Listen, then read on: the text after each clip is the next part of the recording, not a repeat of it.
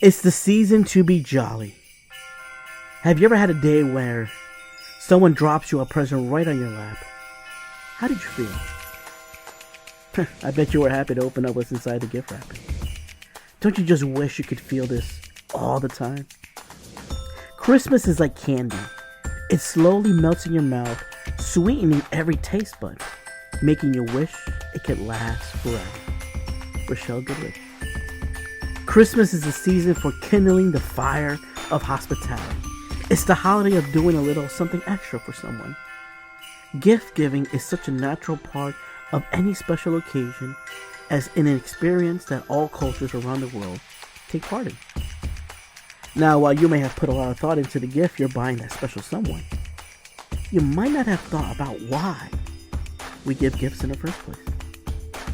Well, make sure to get comfy in your blanket with a hot cocoa, because we're going to be diving deep into the origins of Santa Claus, how the tradition continues to live on even today, and how to untap your potential.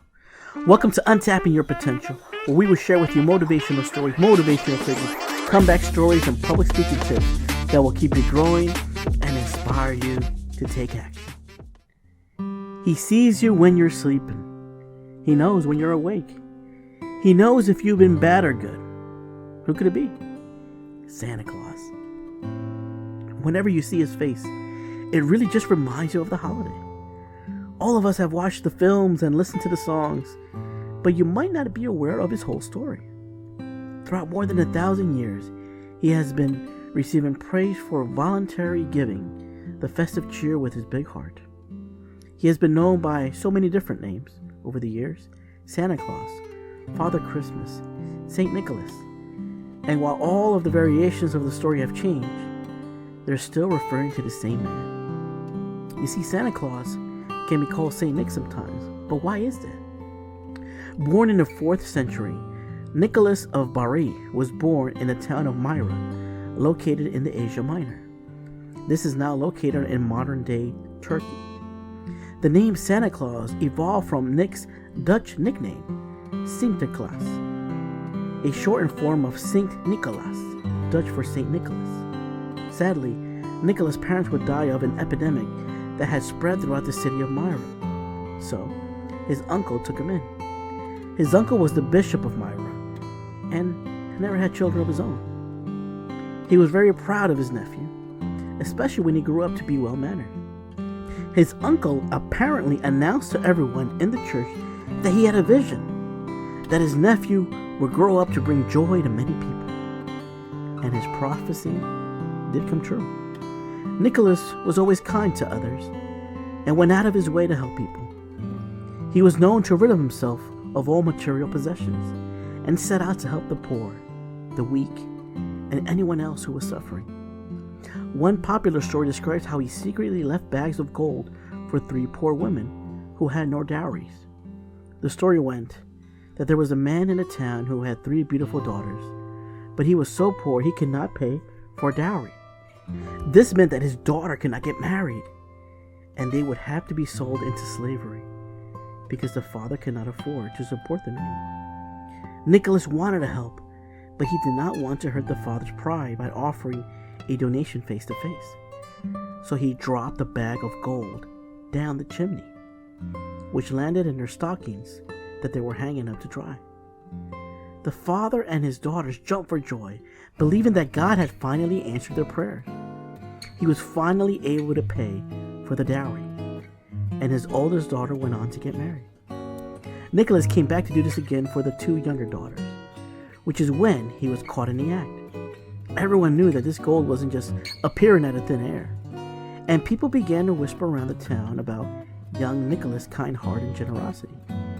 He decided to continue paying attention to who needed the most help in the city, and he would anonymously give little presents to other people. After this story spread around town, people began to leave their stockings and shoes by their fireplace in hopes that they would receive gold from Nicholas as well. This sparked a spirit of giving, and neighbors were now helping out one another in their time of need without fear of hurting their pride. Anytime an anonymous gift would show up, they decided to thank Nicholas, even if he wasn't actually the one to deliver every single present. People in the town began a rumor that since this man seemed to be able to be in so many places at once, they believed that he had been blessed with magical powers. As time went on, he preferred to receive letters rather than prayers. It's probably much easier for him to keep record this way. Stories of St. Nick's magic and generosity began to spread throughout the rest of the world. Years have passed, and the story of the jolly old man had transformed. Around the 1800s, an author by the name of Washington Irving had already made a name for himself by writing and publishing American folktales that had been told by word of mouth, like Rap Van Winkle and the spooky Legend of Sleepy Hollow, which became a Halloween classic. So when he heard about the Dutch story of Sinterklaas, he decided to officially give him the properly American sounding name of Santa Claus. And St. Nick officially became part of the American Christmas tradition. He wrote about a surprising Santa sighting in Central Park. The good St. Nicholas came riding over the top of the trees in that self-same wagon wherein he brings his yearly presents to children. He went on to explain that Santa took a break to smoke his pipe of tobacco before getting back in his wagon and flying away. These days, tobacco has been changed to cookies and milk. It shows that his writings was impactful because as the years went on, more and more writers would elaborate with additional details about Santa Claus. By the 1870s, the American cartoonist Thomas Nast introduced a red suit and cap, white fur lining, and buckled black belt. It definitely stuck. It looks good on him. Lately, people routinely dress up as Santa Claus during the Christmas season. Some people do this simply for fun and because they like what he stands for. Others do it for the enjoyment of children who go to Santa and explain what they want for Christmas. Some kids would imagine the jolly old man going in their homes. They would go to bed early and wake up at the crack of dawn, hoping that they will find presents underneath their Christmas tree. For many, it's one of the very few memories we all share having faith in something, and the experience of childhood wonder and the belief in magic. Seeing isn't believing. Believing is seeing. Now, even if you're too old to believe in Santa Claus now, it's the feeling and nostalgia you once had whenever you just think of Christmas as a kid. During the holidays, families and friends get together to celebrate and reconnect. You get caught up on another's lives, reminisce, and browse through old photos. Imagine waking up one day and getting stacks of presents with your name on it. You tear off the gift wraps and probably had Santa Claus face on them. You take a look at the new toy you've been asking for all year, and you jump in glee and scream thank you to Santa. You wish it felt like that every day. You get your photograph taken with your new toy. Years pass, you see an old picture of yourself with the toy you had. You never forget. The feeling is still there. What is Christmas? It is the tenderness for the past, courage for the present, hope for the future. It is a wish that every cup may overflow with blessings rich and eternal, and that every path may lead to peace. Agnes M. Paro. The real meaning of the holiday is offering kindness, tolerance, compassion, humanity, joy. Remember this December, love weighs more than gold. You don't have to be an angel. Just be someone who can give. Even if you don't have a physical gift towards someone, say Merry Christmas, Feliz Navidad, Happy Hanukkah, Happy Kwanzaa, Happy Holidays.